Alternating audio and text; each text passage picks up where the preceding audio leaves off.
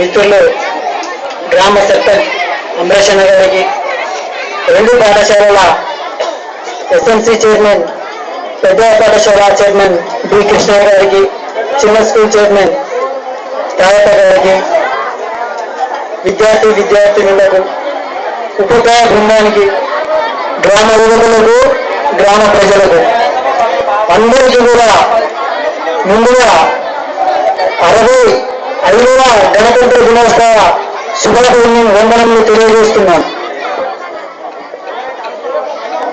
మీరు గణతంత్ర దినోత్సవం అని చాలా మంది చెప్పినారు.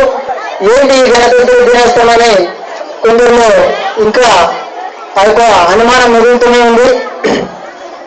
గ్రామంలో సర్పంచ్, మండలంలో ఎంపీపీ, జిల్లాలో ఎంపీ, రాష్ట్రంలో మంత్రులు, ముఖ్యమంత్రులు, దేశంలో ప్రధానమంత్రి, వీళ్ళంతా ఒక నియమ నిబంధనలతో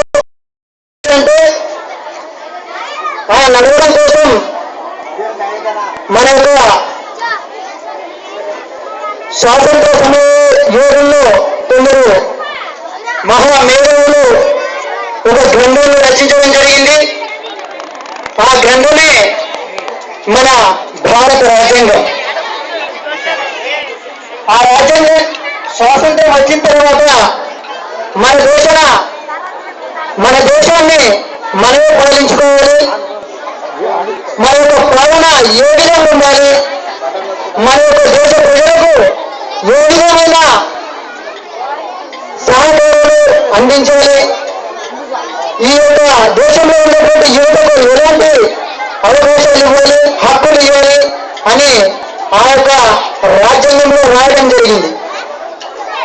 స్వాతంత్రం వచ్చిన తర్వాత ఇండియాలో చెప్పినట్టు ఒక బృందం ఏర్పాటు చేయడం జరిగింది. ఆ బృందం